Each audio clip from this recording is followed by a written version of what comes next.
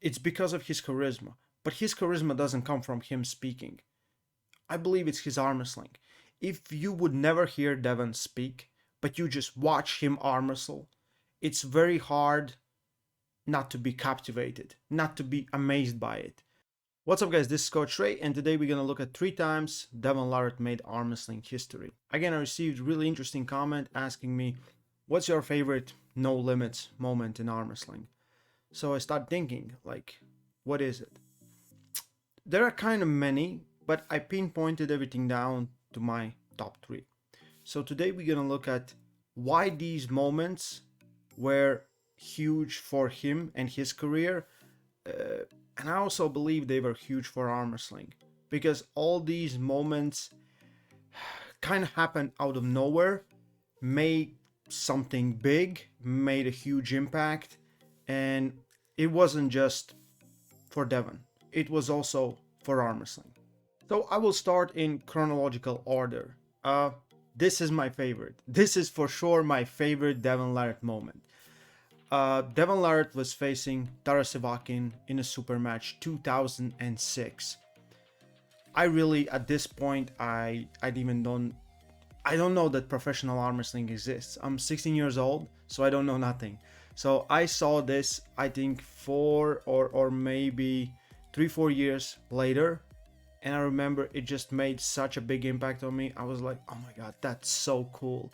It's just the fashion he defended in a position where you feel like everything is lost.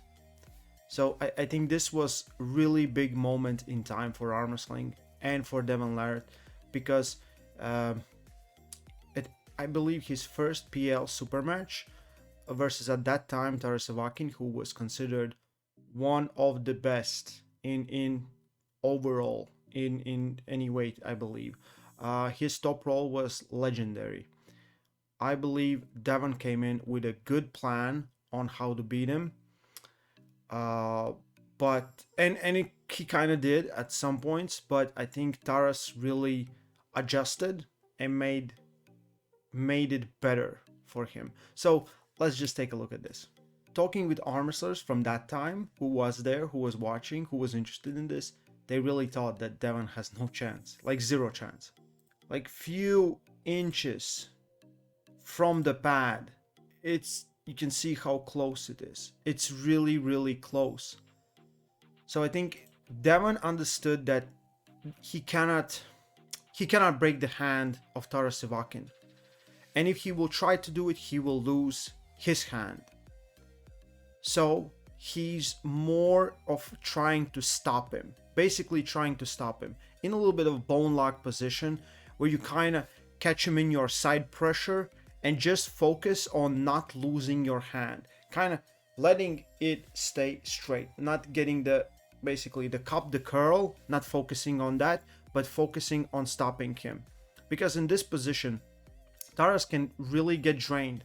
So round 2, we see basically the same pattern. Again, Devon kind of loses his hand, but not too much. He still has pretty good grip, and he gets it back. Yep, he curls it in, and again, he controls the side pressure in this match. I don't know how much back pressure action he's doing, but I really believe he's carving into Tara's bone and just trying to press through, getting that shoulder in, testing his frame. From here, he wins 2-0. I believe everyone was kind of really surprised by this.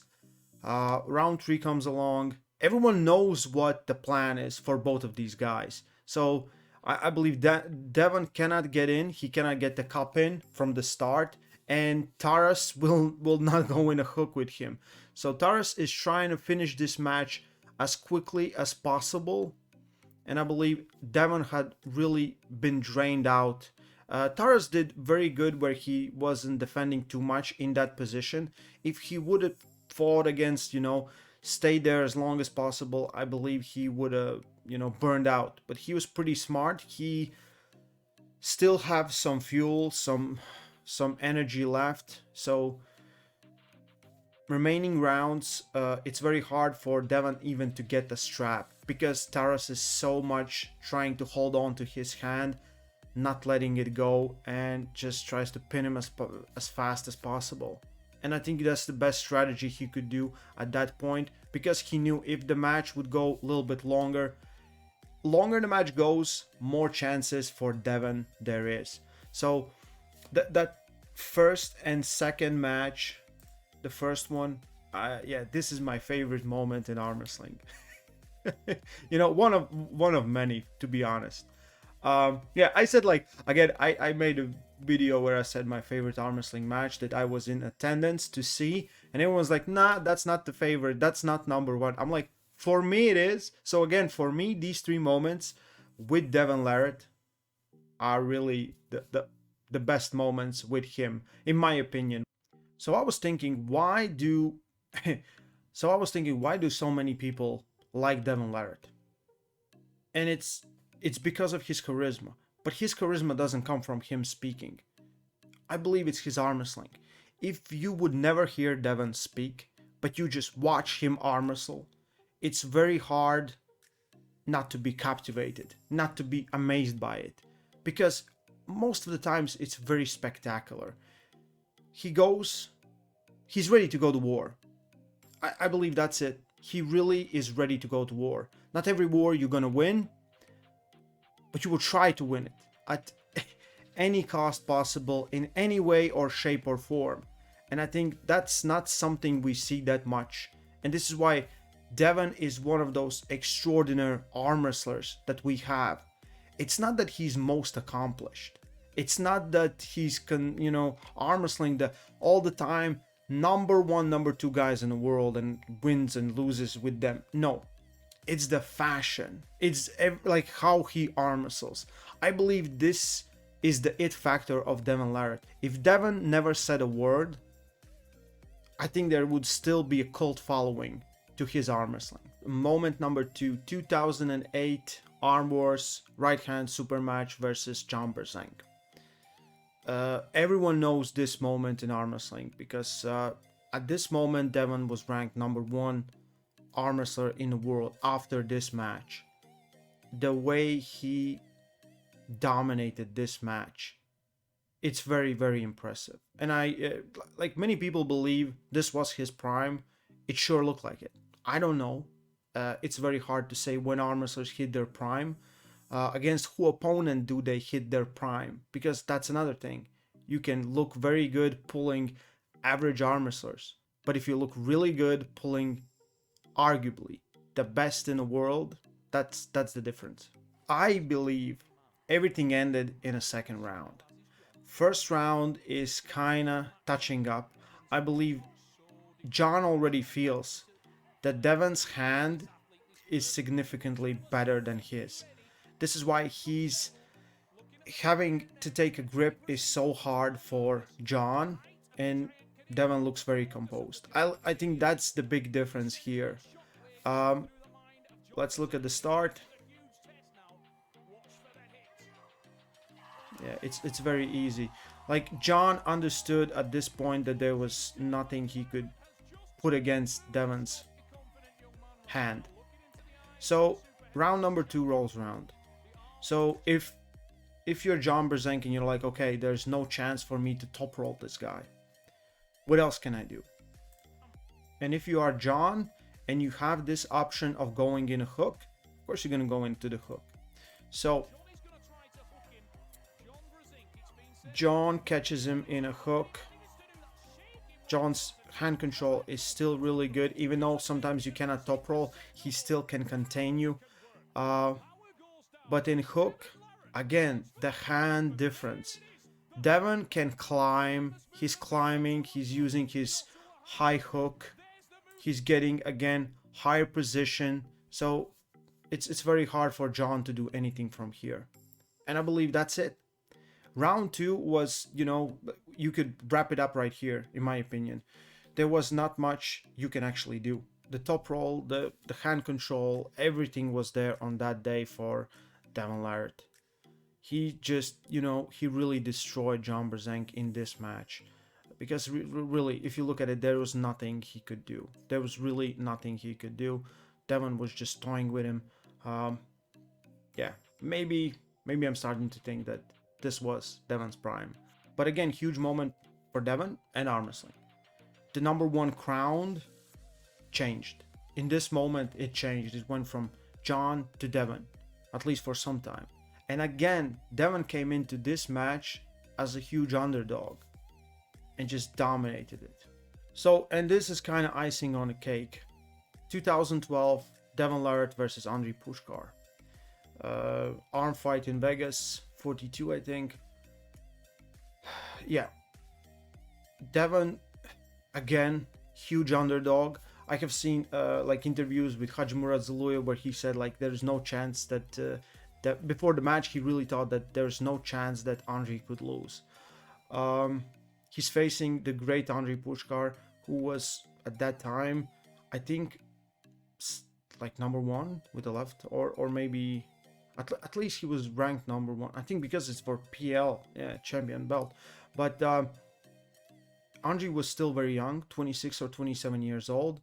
Devon here, 37, if I'm correct. So for Andrei, I think this match, we know how it went. I think everyone knows how it went. So no spoilers, sorry, but I think it made him better. It really made him better. And again, you can see the genius, the table IQ of Devon Larratt. Let's watch it and I will explain why. So they go for the strap. They get the strap. We're going to skip that part. I don't know what happened here. I would love to talk Devon about this moment. Like what happened, because he did some complaining and I really didn't understand what. Yeah. And Andrei just pushed through. Round number 2. And again, this match ended on round number 2, in my opinion. It really did. It ended on round number 2. Devon knows he needs the strap. Without the strap, I think Andrei has much better chances because he's such a powerhouse. He just holds on and presses you to the side. Okay, so if you have been watching Andrei Pushkar, you know that with all that side pressure power that he does, there's a many times and big chance of losing your hand. And I think Devon did like perfect job on utilizing it. He went for defensive top roll. He went really low, really back, basically going into his power and pulling him out. And at this moment, Andrei's hand is open. He's draining a lot of power because he's out of position and he can just use his side pressure. So round number 2, 1-1, I believe no one expected this. Devon is so smart. I believe he was working on Andrei's hand through every round, making it weaker and weaker. And Andrei needs that. Andrei is not known for his flop wrist press. He's been put in that position many times, but usually he just powers through very fast so he doesn't have to drag it out. Later in his career, he was pulling Michael Todd, and that was the way to go. But I believe here, he kind of didn't expect to be put in that position.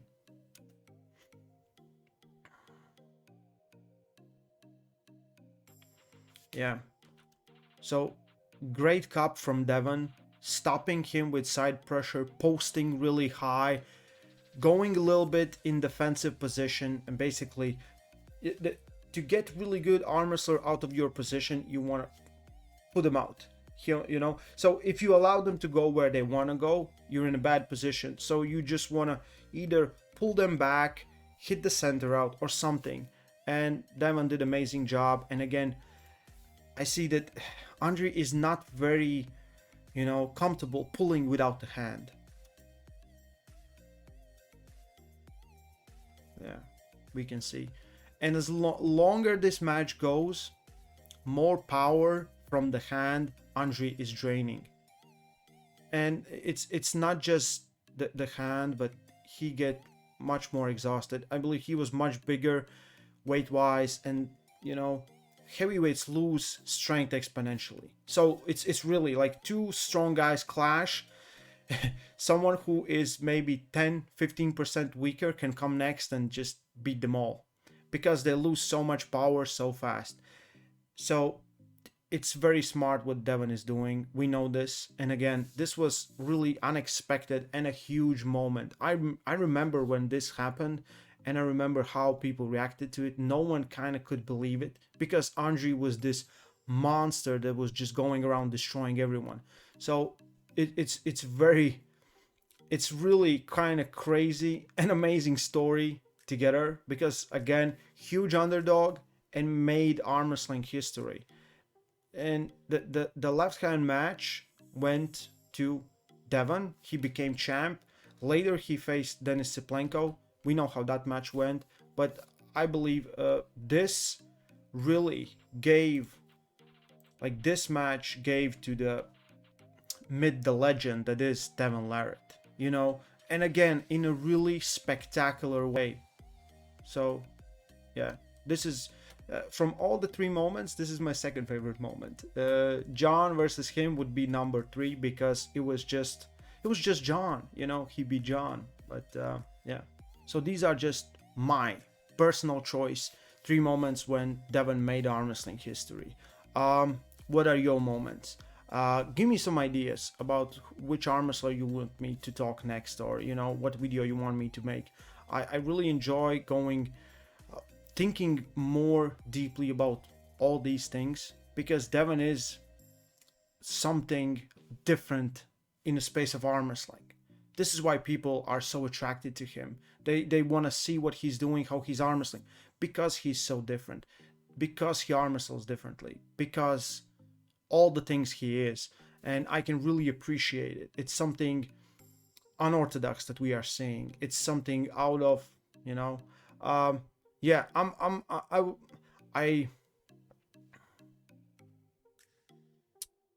yeah, I'm a huge fan of Devon arm wrestling. I really love watching Devon arm wrestle. Whenever I hear he has a match, I know it's gonna be a good one. You know, it really, for me, it doesn't matter who he's facing. It really doesn't matter if he wins or loses. For me, it's just to see what he is trying to do, can he achieve it, and how he's doing it. So I hope Devon is sticking around for a long time because I want to see more of his matches. So if you enjoyed the video, please like it right now, leave a thumbs up.